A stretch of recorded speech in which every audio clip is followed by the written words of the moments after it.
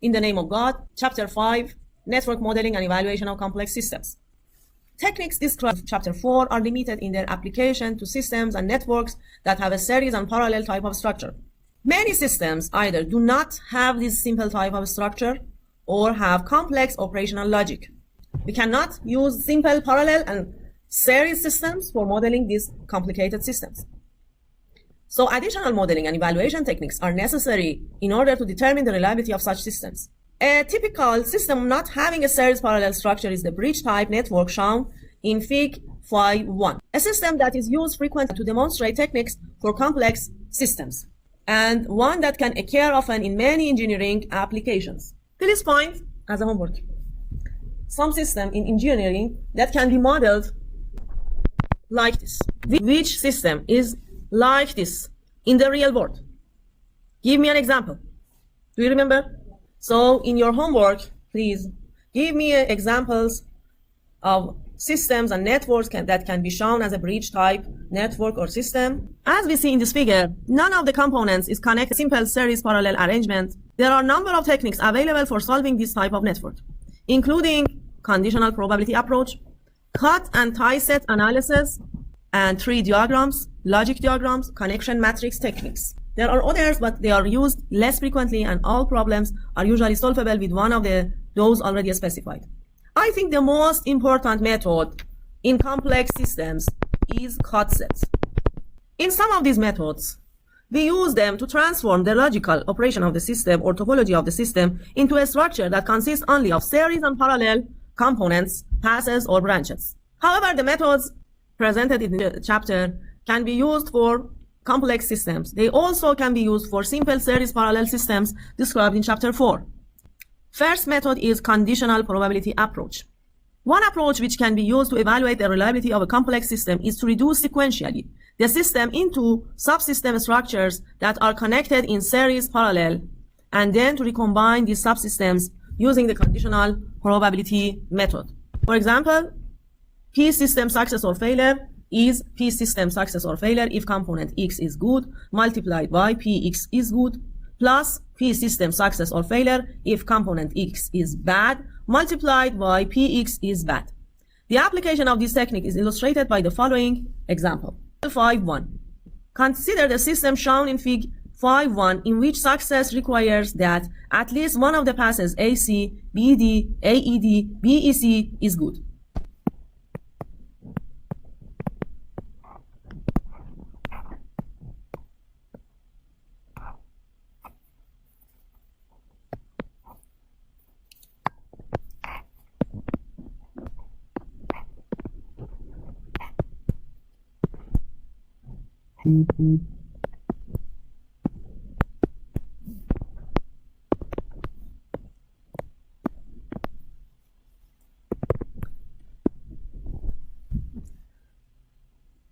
The passes from the input and output is, one is AC, one is BD, AED, BEC. So all of them is shown in this figure. We will have two subdivisions. When E is good, the probability of reaching from this point to this point will be 1. So we can omit this block. And when E is bad, we won't have any connection with this point and this point. They are disconnected. So the only passes here will be AC and ABD. After forming these two subdivisions, we see that we have a simple parallel and series system. In this state, we have A and B are parallel, and both of them are series with CD, which are parallel. Here we have A and C, which are series, which both are parallel with BD. But in many examples, you should consider many cases. For example, here, with only considering E, a conditional probability, we can solve the problem. But in many complicated problems, we cannot use only one component to solve the problem. And the method is very tedious for large systems. For large systems, we cannot use this method. Condition given is E is good. For E is good, we have this. A is parallel with B, and both are series with C and D. So this is, this is 1 and this is 2, so this will be R1 and this is R2, and R1 is 1 minus QA QB and R2 is 1 minus QC QD. Condition given E is bad. When E is bad, we have A is series with C and B is series with D, and both are parallel. So we will have 1 minus R1 is RA multiplied by RB. So Q1 is 1 minus R1. So we will have 1 minus Q1 Q2. This is 1 and this is 2.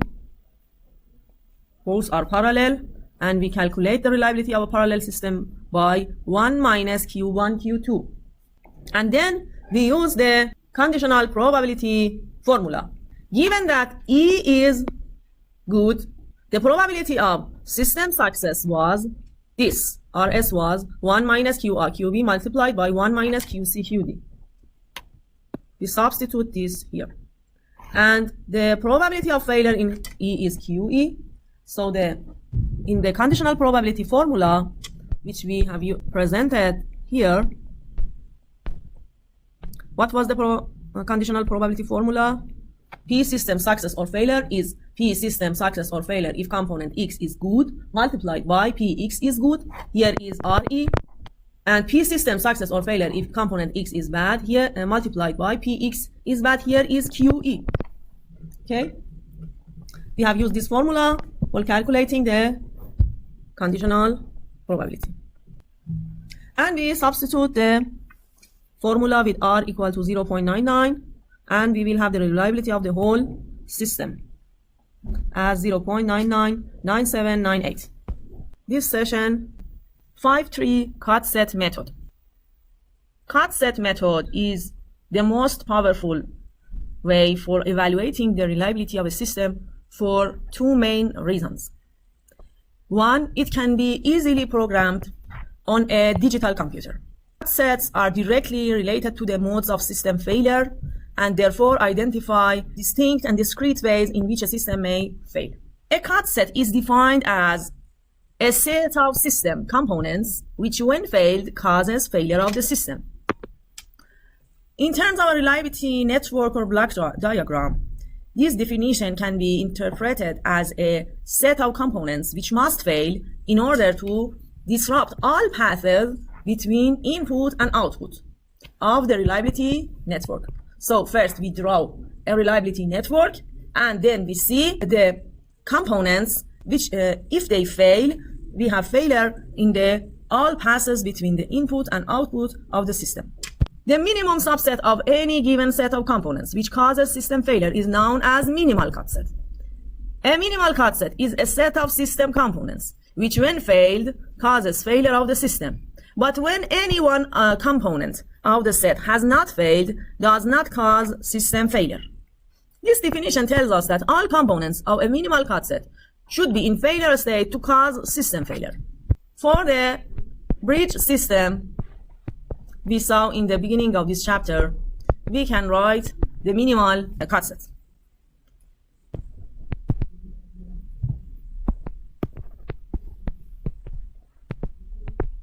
This was the bridge system, right?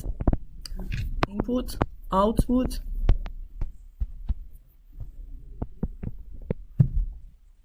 You see that if both of A and B have failure, we won't have any pass between the input and output.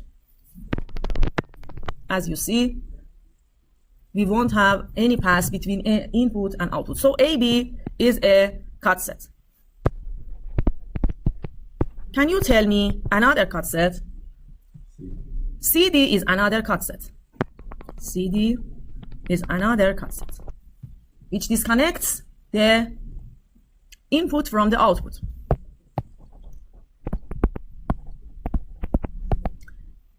And another way to disconnect input from the output is AED. It is completely disconnected input from the output.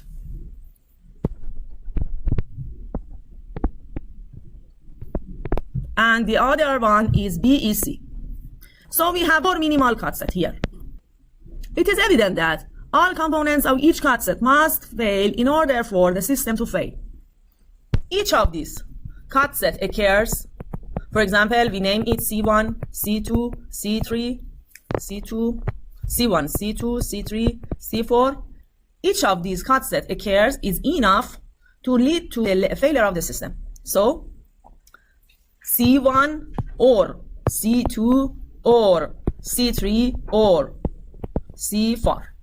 So the probability of unreliability, which is named by Q, is the probability of C1 or C2 or C3 or Ci or Cn. We can use the cut set for drawing a reliability block diagram for the system.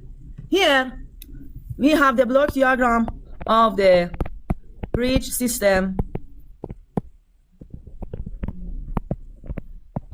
like this.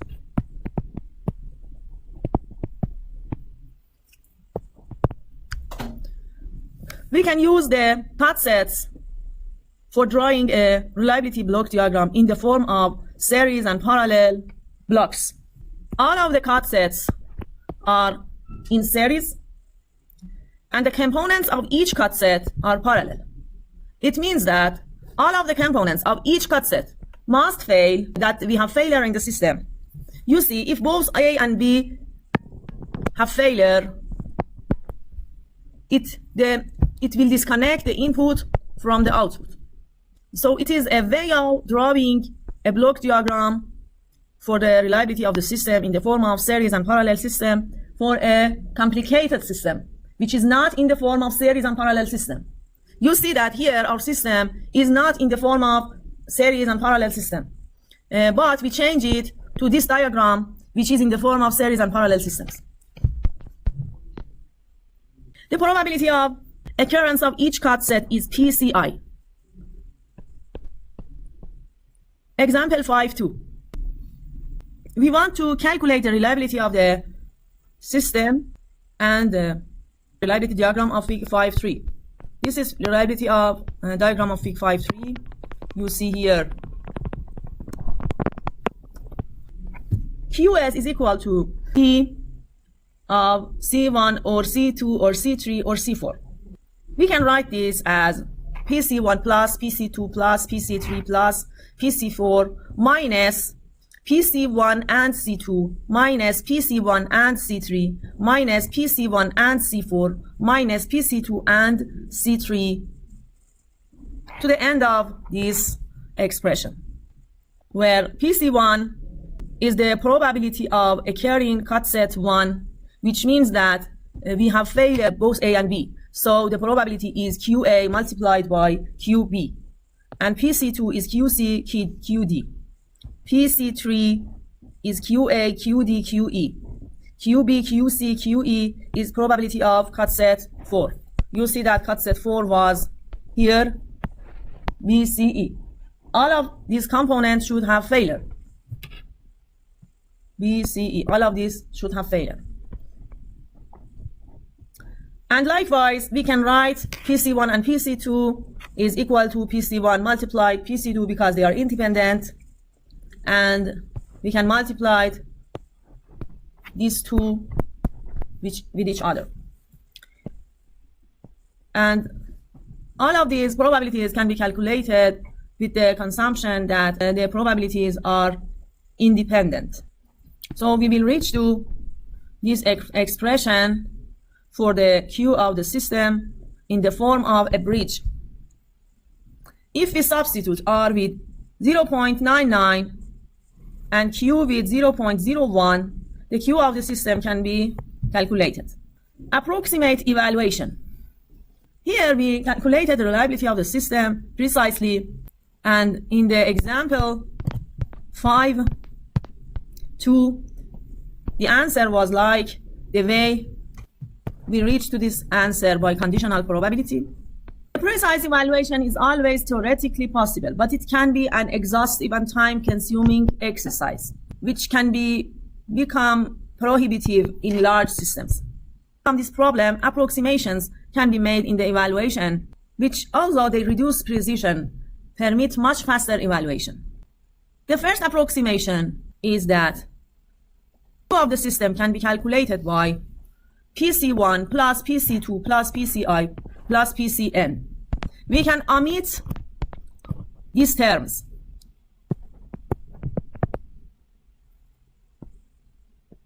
We can omit all of these terms and use only these 4 probability. System with 4 cut sets. We only add the probability of each cut set.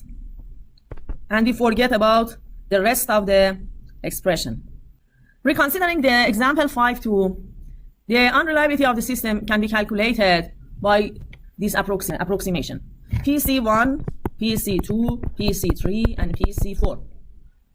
And if we substitute all of them with Q equal to 0.01, we will have 0.000202. The real one was here. This is substituted by 2. As you see, the real one is less than the approximation. For example, if we have the real one as 202 and the approximation as 00200, was it okay? No, it is not okay, because if the approximation is less than the real one, it means that we are simplifying the network in a way that it can lead to failure of the system. But our approximation should be in a way that the real one be Q of the real system be less than. Our approximation should be in a way that Q of the real is less than Q of the approximated. When this approximation is made, the value of QS is always greater than the exact value, and we have positive error. This approximation must be treated with care, but if it is valid, can greatly reduce the quality of analysis that is required. We can have another approximation. We neglect the third order cut sets. The unreliability of the system is given by QS equal to QA QB plus QC QD. And if we substitute this by Q equals to 0.01, we reach to the number 0.0002 for the unreliability of the system. Is it a good approximation? The real one is 0.0020. So it is greater than our approximation. So in the real world, we have more danger than we are calculated. So the best approximation is that we only add the probability of each cut set and don't neglect any cut set. But if in some systems that are large and we cannot cover all of the states that the system can lead to failure, this example shows that the result is not changed by not considering the rare events. Because failure in many components in one time can be considered as rare event. Here we see that rare events have a small effect on the unreliability of the whole system. But if the result and consequence of the rare event is huge and catastrophic, we should consider them.